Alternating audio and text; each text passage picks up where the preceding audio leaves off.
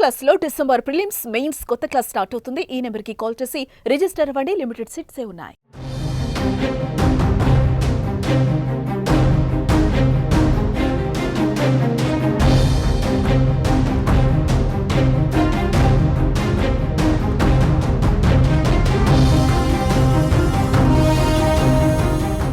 బంగాళాఖాతంలో ఏర్పడిన అల్పపీడనం ఏపీ వైపు వస్తోంది. ఇది మరింత బలపడి రాష్ట్రం వైపు దూసుకొస్తుంది. రాబోయే 24 గంటల్లో వాయువ్య దిశగా పయనిస్తూ ఉత్తర తమిళనాడు, దక్షిణ కోస్తా తీరాల వైపు వెళ్లనుంది. తర్వాత కోస్తా తీరం వెంబడి కదలనుంది అల్పపీడనం. దీని ప్రభావంతో శుక్రవారం వరకు ఏపీ, తమిళనాడు రాష్ట్రాల్లో భారీ వర్షాలు కురిసే అవకాశం ఉందని వాతావరణ శాఖ తెలిపింది.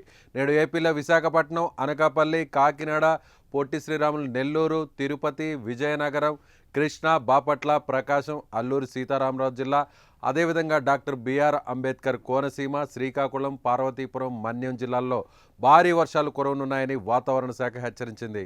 మిగిలిన ప్రాంతాల్లో తేలికపాటి నుంచి ఓ మోస్తరు వర్షాలు పడే అవకాశం ఉంది. తీవ్ర అల్పపీడనం ప్రభావంతో తీరం వెంబడి గంటకు గరిష్టంగా 55 కిలోమీటర్ల వేగంతో గాలులు వీస్తాయని వాతావరణ శాఖ కేంద్రం పేర్కొంది. దీంతో ప్రజలు అప్రమత్తంగా ఉండాలని అధికారులు కోరారు. తీర ప్రాంత ప్రజలు మరింత అప్రమత్తంగా ఉండాలని సూచించారు.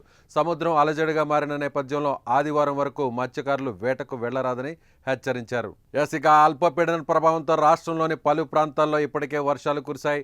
తిరుపతి, బాపట్ల, ఏలూరు, అనకాపల్లి, విశాఖపట్నం, విజయనగరం, శ్రీకాకుళం తదితర జిల్లాల్లో బుధవారం తేలికపాటి నుంచి ఓ మోస్తరు వర్షాలు కురిశాయి. పలు జిల్లాల్లో సముద్రం అల్లకల్లోలంగా మారింది. వాతావరణ పరిస్థితుల మేరకు నవంబర్, డిసెంబర్లో ఏర్పడే అల్పపీడనాలు తమిళనాడు సమీపంలో తీరం దాటుతాయని వాతావరణ నిపుణులు అంచనా వేస్తున్నారు. ఇక వాతావరణ మార్పుల ప్రభావంతో ఆంధ్రప్రదేశ్లోని కోస్తా ప్రాంతంలో తీరం దాటాల్సిన అల్పపీడనాలు తమిళనాడు తీరంలో దాటాల్సిన అల్పపీడనాలు మన రాష్ట్రంలో దాటుతున్నాయని తెలిపారు. ఇప్పటికే ఎన్నో అల్పపీడనాలు రాష్ట్రానికి తీవ్ర నష్టం చేశాయి. ప్రధానంగా రైతాంగానికి తీవ్ర నష్టం చేకూరింది. కేవలం 1 నెల రోజుల వ్యవధిలోనే దానా, ఫెయింజల్ తుఫాన్లు ఏర్పడ్డాయి.